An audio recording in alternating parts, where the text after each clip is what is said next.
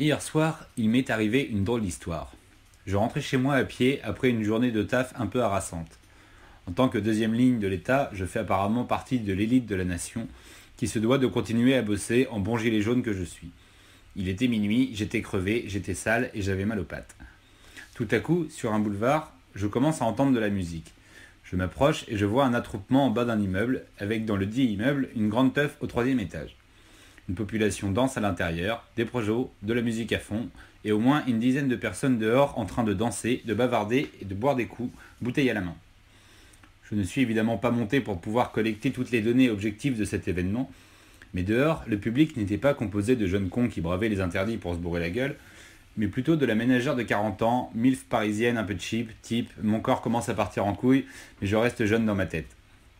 Je leur demande si leur confinement se passe bien, et elles de me répondre on résiste en faisant la fête contre la maladie, et puis de toute façon, il n'y a jamais de flics à cette heure-là. Avec ces deux phrases, elles venaient de résumer l'état de ce pays. Un pays où tous les mots et les actes sont vides de sens, où l'on résiste en terrasse, où on est Charlie, où nous sommes en guerre, où Paris est une fête, etc. Donc on fait la fête pour vaincre la maladie, logique. En soi, je m'en fous totalement qu'ils fassent une bringue dans la rue, mais la réponse est symptomatique d'une société décadente, haïssant la mort et la contrainte. Philippe Muret aurait adoré voir ces festivus avinés. Ce sont certainement les mêmes qui dénoncent leurs voisins dans la journée. Quant à la deuxième partie de la phrase, cela montre que l'État est mort. Il n'y a jamais de police à cette heure-là. La selle ne se déroule pas dans une cité chaude ou dans une zone de non-droit.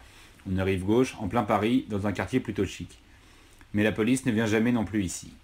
Le chef suprême de la nation donne l'ordre à ses sujets de racheter ses jeux. Tout le monde s'en branle et a juste peur de l'amende. Personne ne prend au sérieux leur déclaration de guerre. La résilience, ça ne s'apprend pas en 2 minutes apparemment. Et comme dit cette vieille peau, la police, on la voit jamais, donc balèque, j'exige le droit de faire la fête. Pourquoi respecter une règle s'il n'y a pas de sanction le cas échéant? Pour un sens moral, pas avec du festivus qui en est dépourvu.